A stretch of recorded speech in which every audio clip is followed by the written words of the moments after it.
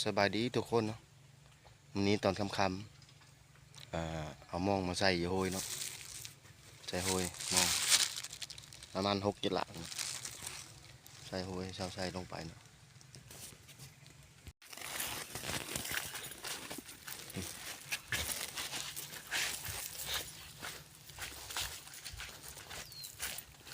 ใส่โฮยใส่มงนี้นะนี่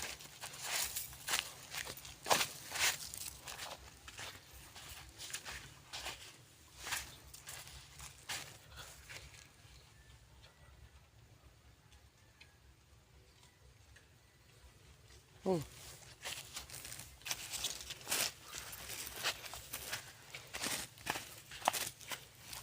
มาซื้อก่อนแล้วมง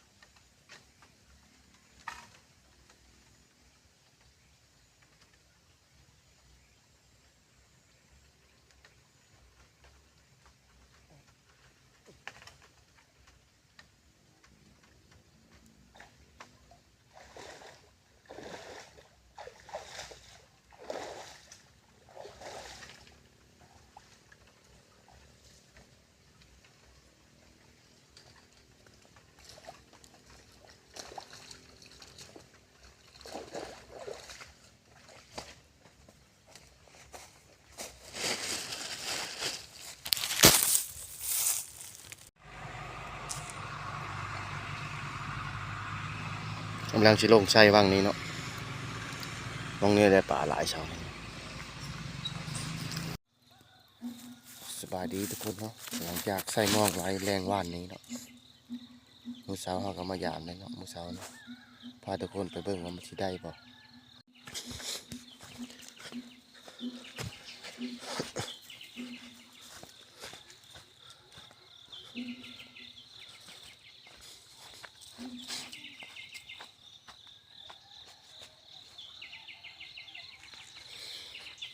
สิมาอันอยู่บ่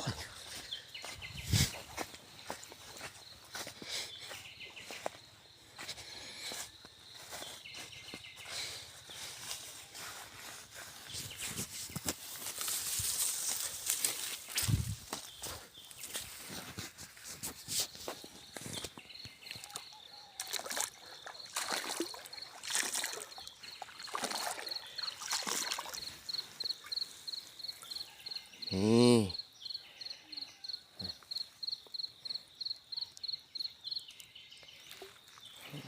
สองสามตัวเด้ด่างสวิตเด้ทุกคน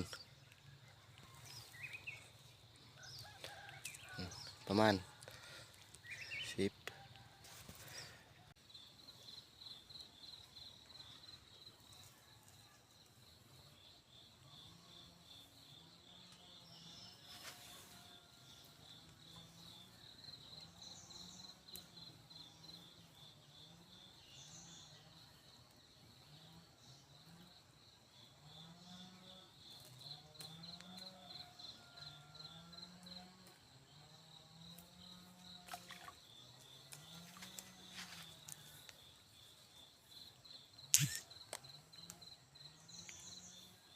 ตัวกระเบ็ดตัวน้อยแล้วเฮ็ดบ่ให้ลงเลย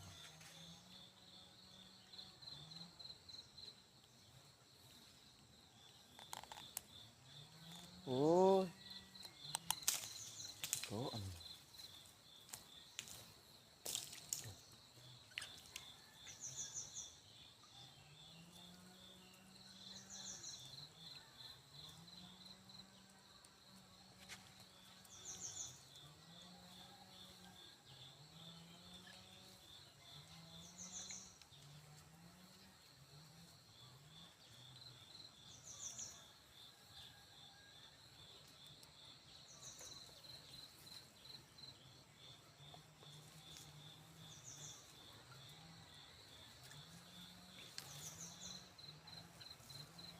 ปลาชีโต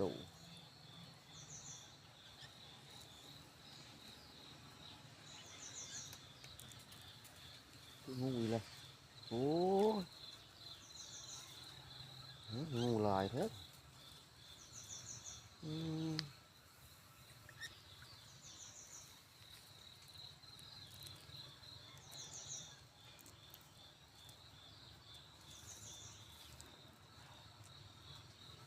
เขาจะดึงมวยมาเลย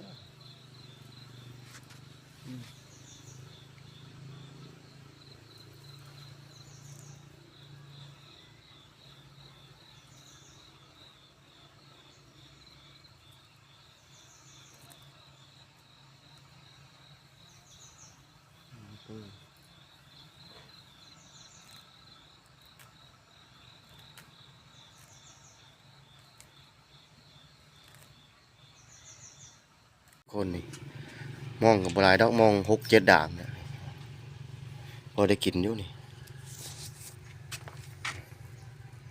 ปลาปลาทุกคนนี่ประมาณนี้แหละประมาณปลาไหนปลาตัวนี้4ด่าง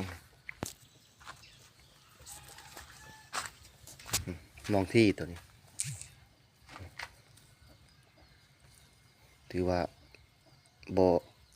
ลุบแล้วไปมื้อนี้ให้คุ้มค่าอยู่เลยปลาคันปิดแล้วนี่ประมาณอยู่ประมาณ2 โลเนาะปลาดุกนี่ปลาดุกปลา ขาวปลาเลยตัวนี้มันรุดแล้ว